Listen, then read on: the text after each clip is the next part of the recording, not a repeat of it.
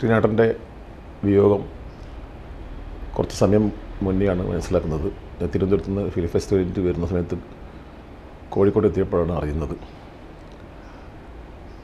വളരെ മുന്നേ തന്നെ ശ്രീനാട്ടനായിട്ട് ബന്ധമുണ്ട്. ചെറുപ്പത്തിലെ സിനിമയോടുള്ള താല്പര്യം കൊണ്ട് നമ്മുടെ നാട്ടുകാരൻ എന്ന രീതിയിൽ ശ്രീനാട്ടനെ ഞാൻ ആ സമയത്തെ കാണാറുണ്ടായിരുന്നു.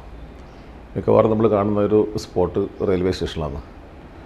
അന്ന് നിരന്തരം ശ്രീനാട്ടൻ വീട്ടിൽ വരും. നിങ്ങൾ ജോലി ഉണ്ടെങ്കിൽ കഴിഞ്ഞാൽ നേരെ വീട്ടിൽ വരുന്ന കാലഘട്ടമായിരുന്നു. പിന്നീട് എൻ്റെ ഇംഗ്ലീഷ് മീഡിയം എന്ന സിനിമയിലേക്ക് എത്തുന്നത് അദ്ദേഹത്തിൻ്റെ ഭാര്യ വിമലേച്ചിയാണ്. അവരൊരു ടീച്ചറാണ്, ഞാനും ഒരു സ്കൂൾ അധ്യാപകനാണ്. അപ്പോൾ എന്തുകൊണ്ടൊരു സ്കൂൾ സബ്ജക്റ്റ് ചെയ്തുകൂടാനുള്ള രീതിയിലേക്കാണ് നമ്മൾ എത്തപ്പെട്ടത്. അപ്പോൾ DPEP എന്ന് പറയുന്ന പാഠ്യ പദ്ധതിയും സ്കൂളുമായിട്ട് ബന്ധപ്പെട്ടിട്ടുള്ള അതിനെതിരെയുള്ളതും അനുകൂലിച്ചുണ്ടാകുന്ന ഒരുപാട് സംഘടനകളൊക്കെ പ്രശ്നം ഉണ്ടാക്കുന്ന ഒരു കാലഘട്ടമായിരുന്നത്. തലശ്ശേരി വെച്ചിട്ട് DPEPക്കെതിരെയുള്ളൊരു സാംസ്കാരിക ജാഥയിൽ കുറേ ബുക്ക് വെക്കുന്നുണ്ടായിരുന്നു. ആ ബുക്ക് ഞാൻ വാങ്ങിച്ചിട്ട് ശ്രീനാട്ടൻ്റെ കൊടുക്കുകയും അതിൽ അന്നാണ് ഒരു ബീജം നമുക്ക് വീണിട്ടത് ഇംഗ്ലീഷ് മീഡിയത്തിൻ്റെ. സത്യം പറഞ്ഞാൽ ഒക്കേഷണൽ പോകുന്ന സമയത്ത് സ്ക്രിപ്റ്റ് ഇല്ല. പക്ഷെ നമ്മൾ വളരെ ഡിസ്കഷന് ശേഷമുള്ള വളരെ സ്ട്രോങ് ആയിട്ടുള്ളൊരു സീനോട്ട് നമ്മുടെ കയ്യിലുണ്ട്. വേറെ ഒന്നുമില്ല. ആർട്ടിസ്റ്റൊക്കെ എത്തിയിട്ടുണ്ട്. അതാത് ദിവസമാണ് മൂപ്പർ സ്ക്രിപ്റ്റ് എഴുതുന്നത്. മൂപ്പർ രീതി അതാണ്. അതാത് ദിവസം എഴുതുള്ളൂ.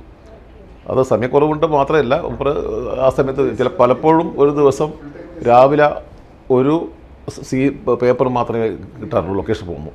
ബാക്കി അവർ ശ്രീനാട്ടൻ വരുമ്പോൾ കൊണ്ടുവരും. അപ്പോൾ നമ്മൾ ലൊക്കേഷൻ പോയി സീന് പ്ലാൻ ചെയ്ത് വരുമ്പോഴേക്കും ശ്രീനാട്ടൻ അവിടെ എത്തിയിട്ടുണ്ടാവും. പക്ഷേ വളരെ കൃത്യമായിട്ട് ഒരു ഡയലോഗ് പോലും കൂട്ടിച്ചേർക്കാനോ അല്ലെങ്കിൽ കളയാനുള്ളൊരു സാധനം ഇല്ലാത്തതാണ് ആ സ്ക്രിപ്റ്റിൻ്റെ ഒരു പ്രത്യേകത എന്നുള്ളത് ഞാൻ മനസ്സിലാക്കുന്നത്.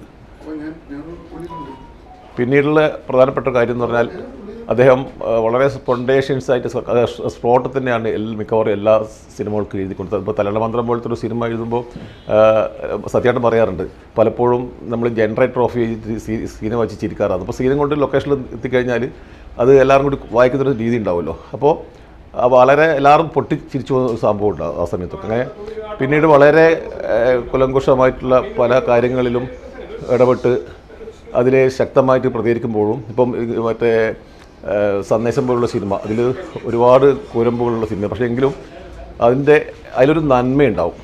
ആ സിനിമയുടെ അവസാനം പോലും നമുക്കറിയാം, ഈ ഒരു തിലകനും പിന്നെ ശ്രീനിവാസനും അതുപോലെ തന്നെ മറ്റ് നടന്മാർക്ക് വെച്ചുകൊണ്ടുള്ള അതിൻ്റെ എൻഡ് എല്ലാവരും പറയുന്ന കാര്യമുണ്ട്, ഇനിയെങ്കിലും നന്മയോടെ ജീവിക്കാൻ ശ്രമിക്കുക, നീ വക്കീലിൻ്റെ പണിക്ക് പോകണം എന്നൊക്കെ പറഞ്ഞിട്ട് പറയുന്ന സാധനമുണ്ട്. ജയറാമാണ് മറ്റേ ക്യാരക്ടർ. അപ്പോൾ എല്ലാത്തിൻ്റെയും എന്ത് പിന്നെ കൂരമ്പുകൾ എഴുതാൽ പോലും അതിൻ്റെ ഉള്ളിൽ ഒരു നന്മയുടെ അംശം ശ്രീനാട്ടൻ്റെ സിനിമയിൽ കാണാറുണ്ട്. എല്ലാ സിനിമയുടെ ഒരു പ്രത്യേകത ഇതാണ് ശ്രീനാട്ടൻ്റെ സിനിമയുടെ ഒരു പ്രത്യേകത. അതുപോലത്തെ ആ സ്വഭാവം അതുപോലെ തന്നെ നമ്മൾ എത്ര ദേഷ്യം പിടിച്ചു കഴിഞ്ഞാലും അതിൻ്റെ ഉള്ളിനുള്ളിൽ ഒരു നന്മയുടെ അംശം ശ്രീനാട്ടൻ ഉണ്ടാകാറുണ്ട്.